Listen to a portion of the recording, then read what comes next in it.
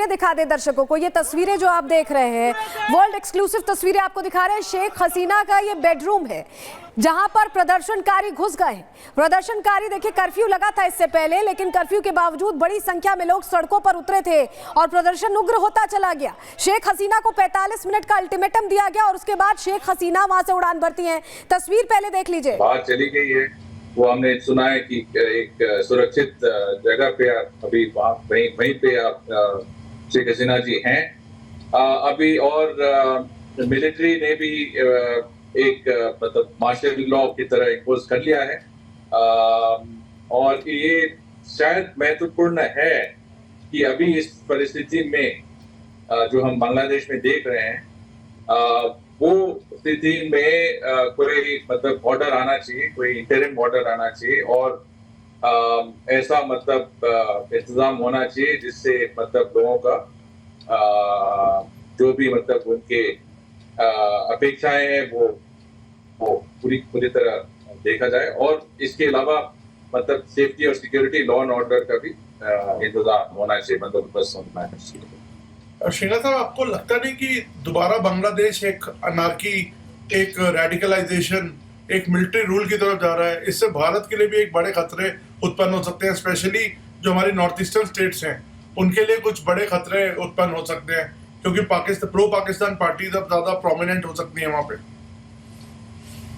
हाँ, वो खतरा जरूर है, पर मेरे पूरी तरह यकीन है कि हमारा सरकार, हमारे जो लोग हैं जिससे जो इस मुद्दा देख रहे हैं वो मतलब उनका योगदान यही होगा कि बांग्लादेश के जो भी हैं अभी मिलिट्री और बाकी कोई इंटरिम एडमिनिस्ट्रेशन, उनसे संपर्क हो और जो हमारे मतलब देश के हित में जो भी करना है वो हम करेंगे। और वहाँ का मतलब वहाँ एक शांतिशील एटमॉस्फेयर और वहाँ पे मेरे ख्याल से सुरक्षा होना बहुत ही जरूरी है हमारे लिए, और खास तौर से हमारे मतलब पूर्वी भारत के लिए। और मेरे ख्याल से अभी जो चर्चाएं चल रही हैं वो पॉजिटिव तरह चल रही है और हम पूरी तरह मतलब हमारे देश के हित में हमारे लोग काम। आपको लगता है कि शेख हसीना के खिलाफ एक साजिश हुई है, कोई विदेशी हाथ भी इसके पीछे है? क्योंकि अभी ज्यादा लंबा समय नहीं हुआ है कि जब शेख हसीना इलेक्ट होके आई हैं वापस। हाँ, हमने देखा है कि जो प्रोटेस्ट और डेमोन्स्ट्रेशन जो पहले स्टूडेंट्स ने शुरू किया था, बाद में कोई मतलब इस मौका छीन के कुछ ऐसे एंटी सोशल एलिमेंट्स जैसे कि जमात इस्लामी और ये ऑपोजिशन बीएनपी पार्टी भी दाखिल हुए। और वो देखते हुए हमें लगता है कि हो सकता है कि कोई ऐसा मतलब विदेशी देश भी हो जिसका हाथ भी इस इन मामलों में हुआ होगा।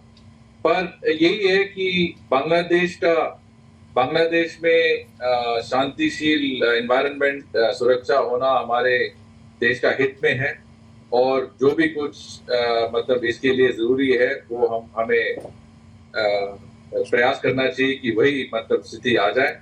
और जो मैं देख रहा हूँ ये थोड़ा सा एक प्रैक्टिकल सोल्यूशन था जिससे शेख हसीना जी देश से बाहर जाकर मतलब कहीं सेफ जोन में चली गई हैं और देश में एक मतलब थोड़ा सा अभी काम और पीसफुल स्थिति आने का संभावना है। और ये भी हमने देखा है कि चीफ आर्मी स्टाफ एक स्टेटमेंट करना चाहेंगे 4:30 बजे, तो इसमें शायद वो थोड़ा सा बताएंगे कि इनका मतलब क्या प्लान है और कैसा मतलब अभी भी हाल में कैसा एडमिनिस्ट्रेशन शासन कैसे चलाएंगे।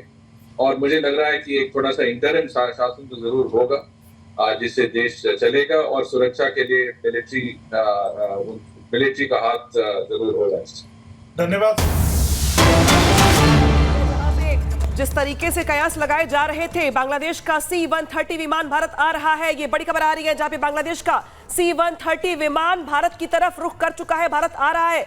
विमान में शेख हसीना के साथ साथ कैबिनेट के दूसरे सदस्य सवार हैं इस विमान में, और ये जो विमान है अब ये नई दिल्ली की ओर आ रहा है, भारत की ओर आ रहा है, जिस बात के कयास पहले भी लगाए जा रहे थे। और जिस तरीके से जो ट्रैकिंग दिखा रहे थे आपको हम, जिस तरीके से जो रुख इख्तियार किया गया, जो रास्ता बनाया गया है बिहार होते हुए, अब ये जो विमान है ये दिल्ली की ओर आ रहा है।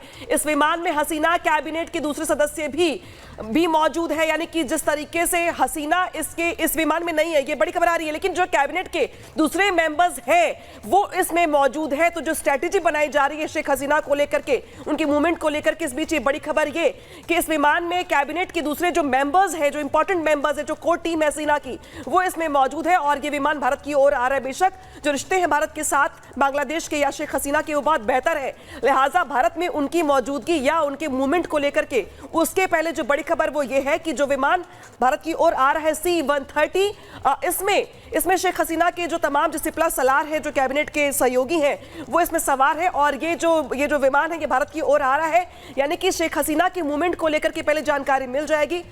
और ये देखिए जो तस्वीरें दिखा रहे हैं आपको, ये जलपाईगुड़ी बॉर्डर की है, जहां पर देख रहे हैं आप कि किस तरीके से ये जलपाईगुड़ी बॉर्डर की तस्वीरें हैं, एक्सक्लूसिव तस्वीरें हैं।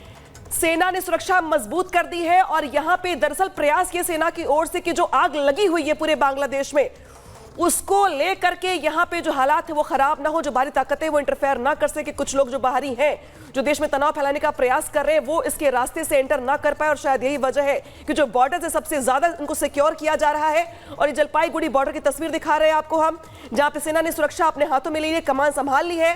और देखिए किस तरीके से यहाँ पे अब सेना की जिम्मेदारी है कि जो देश में आग लगी हुई है, 4 लाख लोग जो सड़कों पर घूम रहे हैं, जिसमें उपद्रवी भी हैं, जिसमें ऐसे लोग भी हैं जो जानबूझ के माहौल को खराब कर रहे हैं, यानी कि पूरे देश में जिस तरीके से उपद्रव का माहौल देख रहे हैं, तांडव देख रहे हैं, इस बीच सेना ने कमान संभाल ली है। और जलपाईगुड़ी बॉर्डर पे जो लोग आ रहे हैं, जा रहे हैं, उनको लेकर के यहाँ पे एहतियात बरती जा रही है। सिक्योरिटी यहाँ पे दुरुस्त कर दी गई है ताकि जो कुछ बाहरी ताकतें हैं वो इस बॉर्डर के जरिए इंटरफेयर ना कर सके, एंटर ना कर सके। और चूंकि शेख हसीना अब देश में नई इस्तीफा दे चुकी है, लिहाजा जो सबसे ज्यादा महत्वपूर्ण जिम्मेदारी बन जाती है वो बन जाती है सेना की, कि जिस तरीके से जो उपद्रवियों ने पूरे कंट्रोल में ले लिया है पूरे देश को, या अलग अलग हिस्सों को, या जो दफ्तर है शेख हसीना का उसको, जो घर है उनका उसको, वहां पे वो अपने कंट्रोल को इख्तियार कर सके, वहां पे उपद्रवियों को कंट्रोल कर सके। लिहाजा जो बॉर्डर से सबसे ज्यादा इंपॉर्टेंट हो जाते हैं। सलोनी, बिल्कुल तस्वीर हम जलपाईगुड़ी बॉर्डर की दिखा रहे हैं। देखिए यहाँ से आवाजाही होती है बांग्लादेश के साथ, और ऐसे में यहाँ सुरक्षा और बढ़ाई गई है।